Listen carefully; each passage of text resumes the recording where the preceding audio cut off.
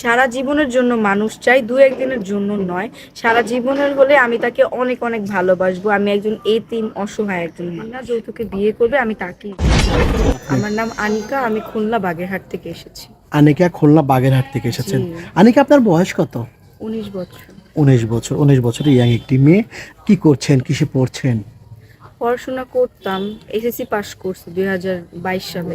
তারপর পড়তে পারিনি, আমার বাবা মারা গেছে। বাবা মারা গিয়েছেন। বাবা কিভাবে মারা গিয়েছিলেন আনিকা? এমনি অসুস্থ ছিল, স্ট্রোক করে মারা গেছে। আচ্ছা, এখন পরিবারে কে কে আছেন? পরিবারের সৎ মা আছে, ছোট বোন আছে, নানু আছে। সৎ মা, ছোট বোন আর আপনি। আচ্ছা, আপনার সৎ মা কি অত্যাচার বা ডিস্টার্ব করে? জি, আমার বাবা হচ্ছিল বিয়ে করছিল আমার জন্য, যাতে আমাকে সে মায়ের ভালোবাসা দিতে পারে। কারণ ছোটবেলায় আমার যখন 3 বছর, তখন আমার মা মারা যায়। যার কারণে আমার বাবা আমার সুখের জন্য সে আরেকটা বিয়ে করে। কিন্তু আমার সৎ মা আসলে আমাকে ভালো থাকতে দেয়নি। সে আমাকে ভালোবাসে না, আদর স্নেহ এগুলো কিছুই করতো না। তার ঘরে যে মেয়েটা হয়, তাকে সে নিজের মেয়ের মতো অনেক আদর করতো, কিন্তু আমাকে সে সবসময় তুচ্ছ করতো। আচ্ছা, বুঝতে পেরেছি আপনার এরপর তো আপনি লেখাপড়া মোটামুটি কষ্ট করে চালিয়ে নিয়েছেন, সে তাই না? এসএসসি পাস করছে। এসএসসি পাস করেছেন। আরেকটি প্রশ্ন আছে, আপনি দেখতে মাশাআল্লাহ অনেক চমৎকার। কারোর সাথে রিলেশনে আছেন?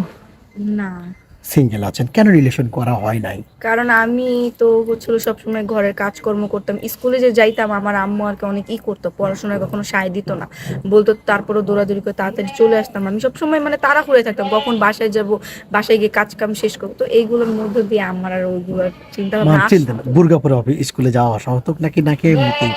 জি, বুর্গা পরে স্কুলে যাওয়া আসা হতো? জি, আমি বোরকা আর হিজাব সব। হিজাব পরে, বুঝতে পেরেছি। আচ্ছা, আপনি আমাদের ক্যামেরার সামনে মূল কেন এসেছেন?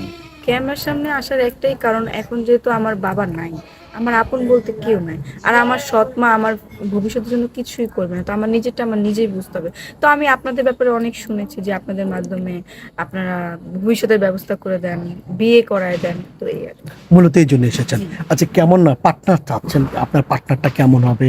বয়সটা কেমন হবে? পার্টনার তো লাইফের জন্য খুব গুরুত্বপূর্ণ, তাই না? অনেক পার্টনার। গুরুত্বপূর্ণ। আসলে পার্টনার যেমনই হোক, বয়স যেমনই হোক, চেহারা, এগুলো কোনো কিছু আমার কাছে ম্যাটার করে না। ম্যাটারটা হচ্ছিল সে ভালো একজন মনের মানুষ হতে হবে, সৎ হতে হবে, আমাকে যেহেতু দেখবে। আপনাকে বুঝবে। আর বয়সটা ইম্পর্টেন্ট না। না, বয়স যদি 35 40 হলেও ইম্পর্টেন্ট না। না, কোনো ইম্পর্টেন্ট, বুঝতে পারছি। আনিকা বাগেরহাটের মেয়ে। অনেকে আপনার সাথে যোগাযোগ করতে চাইবেন, কিভাবে যোগাযোগ করবেন? আপনাদের সাথে যোগাযোগ করলে আমাকে পাবে। আমাদের সাথে কেন? আমাদের সাথে আপনার সাথে যোগাযোগ করতে পারবে না?